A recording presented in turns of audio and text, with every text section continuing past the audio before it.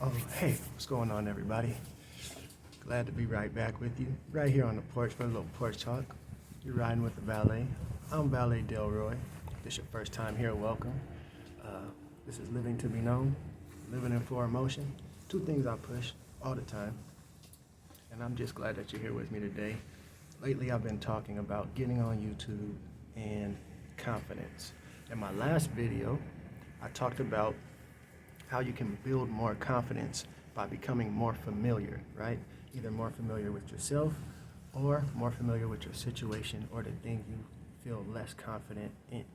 Okay, today I'm going to be talking about how to be more confident. You know what I mean? How to be more confident.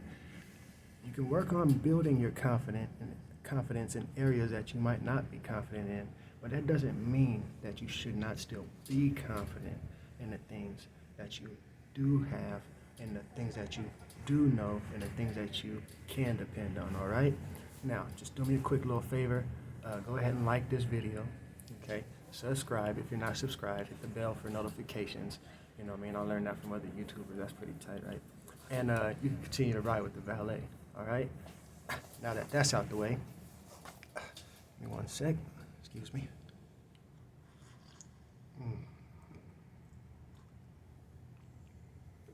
Shameless plug, you know what I mean? Of course, you can catch anything at the links in the description below. But let's get back to it so we don't waste any more time. How can we be more confident? Okay? How can you be more confident? And then I'll talk about a few ways that I have learned to be more confident, okay, in myself. So in the first video, of course, like I said, I talked about building confidence by becoming more familiar. In this video, I want to talk about how to be more confident. And the only way to be more confident is to trust and lean into the things that you're willing to take action on. Now, why do I say that? Why do I say the things you're willing to take action on? I say that because when you're not very confident, it's much harder for you to take action. And oftentimes, we hold back or disregard doing things because we're not confident in the outcome, because we're more worried about the response that we're going to get. Therefore, it harpers the confidence, right? Some ideal imagined response, some ideal imagined outcome, or the lack thereof trusting that outcome for what we don't know or are not familiar with, whether it's the process or the outcomes, right? From a lack of being familiar with the type of things that we're engaged in, we're not confident. But what about the things we do know? Right? What about the things we do trust? Okay? If there's smoke coming from my mouth, I'm sorry. It's like 14 degrees outside. Feels like -3. It's the Cali boy in Illinois, right with LA. But being more confident about just leaning into the things you're willing to take action on. Because typically the things that we take action on are the things we've already settled in our minds, made a decision on that we're going to go ahead and do. Whether it's in a split second or whether that's something that we've been building our confidence in and familiarizing ourselves with up until that point. When it comes to decisions, you know what I'm saying, we've already decided they're going to be made, or we're already in the process of making it. Therefore, lean into those things and be confident, right? Be confident in those decision makings. Now, this isn't the same as displaying confidence, right? Because a lot of times people who display confidence, it gets received as arrogance, or it gets received as being over presumptuous, right? Or did I say arrogance? Things of the sort. But when it really comes down to it, displaying confidence is more about being calm. We'll get to that in the next video. But being confident, right? Have you ever been in an argument with somebody? Typically the person who is getting all excited and flared up and ready to be on go mode is the person who's confident, right? Even if they're flexing, they're confident in their ability to bluff or scare or get their way out of or through this argument, right?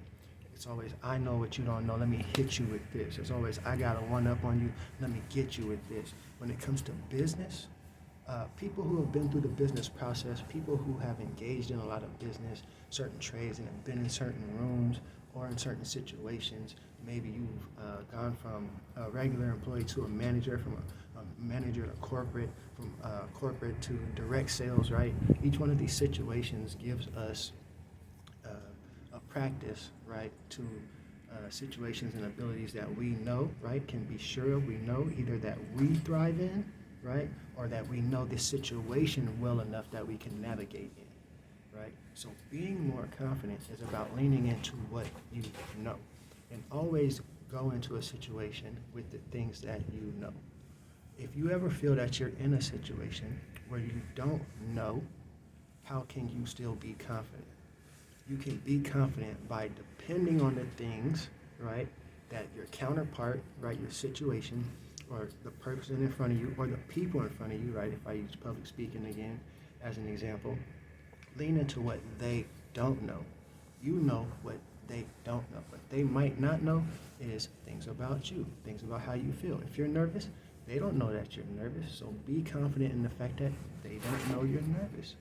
And let that be a bedrock for your confidence, right? You see how you can be confident in what you know and what they don't know, right? An example again, we like to use arguments, but let's use argument's sake as if you're in like speech and debate, right? Where you both are coming with the idea of persuading, right, with what you do know and both know, and you're both addressing things. The ability for two people to sit and have a conversation, right, about something, even if they disagree, shows that they're both confident, right, in who they are or what they know or their ability to understand the other person in light of the conversation. Again, these are just examples, and hopefully they're inspiring you or helping you point to other examples that you might be able to draw as to how you've seen others or watched others or find others or things or programs, right, to be confident, right, in the fact of what they know, right? Lean into what you know.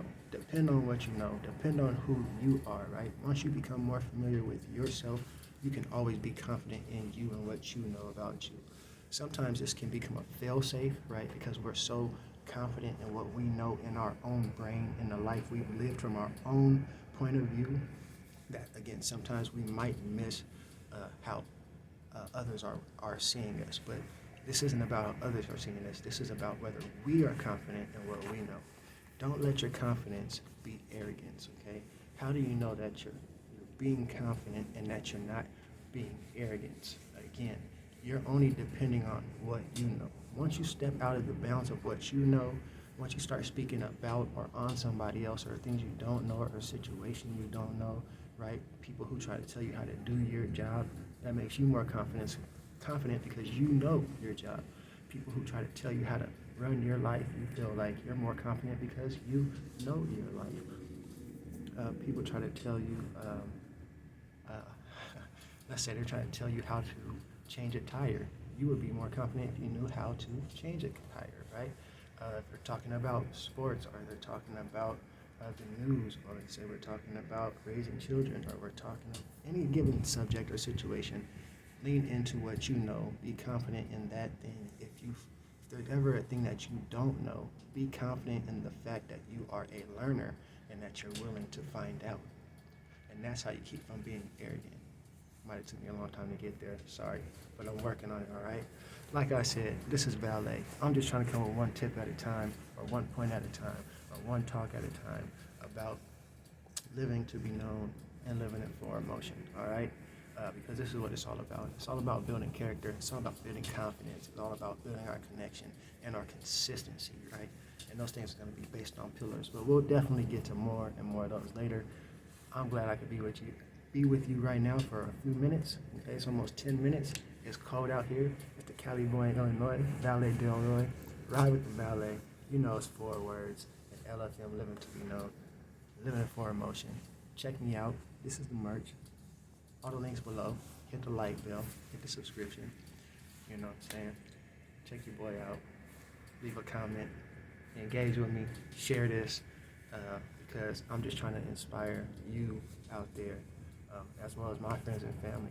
that they can do anything and they can be who they are and they can take their thoughts and turn them into value, not only for themselves, for other people. We're going to talk about writing a book soon, so stay tuned for that, because next week I want to come back and talk about the book that I wrote in 3 days and how that process is going, and hopefully how I'm planning to publish that.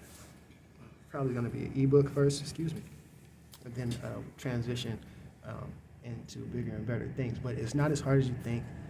I promise you, just stick with me, and you can do it too.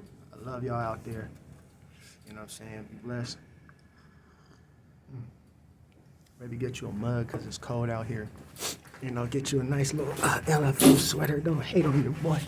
I love y'all's Valet. I'm out. Peace.